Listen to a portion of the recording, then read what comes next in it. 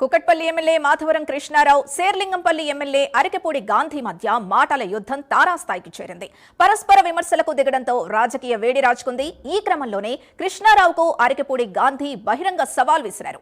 ఇద్దరి ఆస్తులపై విచారణకు సిద్ధమా అని నిలదీశారు. తాను రాజకీయాల్లోకి వచ్చాక భూమి కొనుగోలు చేయలేదని స్పష్టం చేశారు.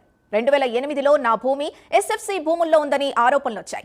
నా భూమికి ఎస్ఎఫ్సి భూమికి సంబంధం లేదని ఆ తర్వాత హైకోర్టు స్పష్టం చేసింది. ఎమ్మెల్యే కృష్ణారావు ఆరోపణల్లో వాస్తవం లేదని, ఈ విషయంలో ఆయనతో బహిరంగ చర్చకు సిద్ధంగా ఉన్న కృష్ణారావు అక్రమాలు త్వరలోనే బయట పెడతాను అంటూ అరికెపూడి గాంధీ అన్నారు.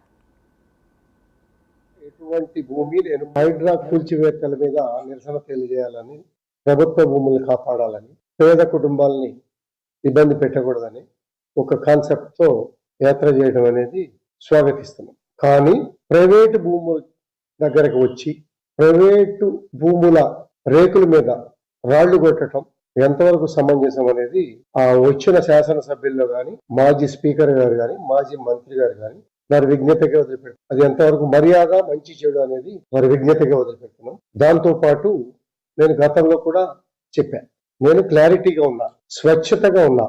రాజకీయాలలోకి వచ్చినాక ఎటువంటి భూమి నేను కొనలేదు. నేను కొన్నటువంటి భూమి 1991 పైసల పట్టి, పహాని, మోటేషన్, రిజిస్టర్డ్ డాక్యుమెంట్స్ ఉన్నటువంటి 91 భూమి. నేను 91 కొనుక్కున్నటువంటి భూమిలో దాని తర్వాత మైనింగ్ డిపార్ట్మెంట్ ప్రైవేట్ భూమిలో మైనింగ్ పర్మిషన్ ఇస్తున్నట్టుగా 1996లో క్లారిటీగా, పట్టా భూమిలో ఇస్తున్నట్టుగా కూడా క్లారిటీగా హైడ్రా కూల్చివేతల మీద నిరసన తెలియజేయాలని, ప్రభుత్వ భూములు కాపాడాలని, పేద కుటుంబాలని ఇబ్బంది పెట్టకూడదని ఒక కాన్సెప్ట్ తో యాత్ర చేయడం అనేది స్వాగతిస్తున్నాం. కానీ ప్రైవేటు భూముల దగ్గరకు వచ్చి ప్రైవేటు భూముల రేకుల మీద రాళ్లు కొట్టడం ఎంతవరకు సమంజసం అనేది ఆ వచ్చిన శాసనసభ్యుల్లో గాని,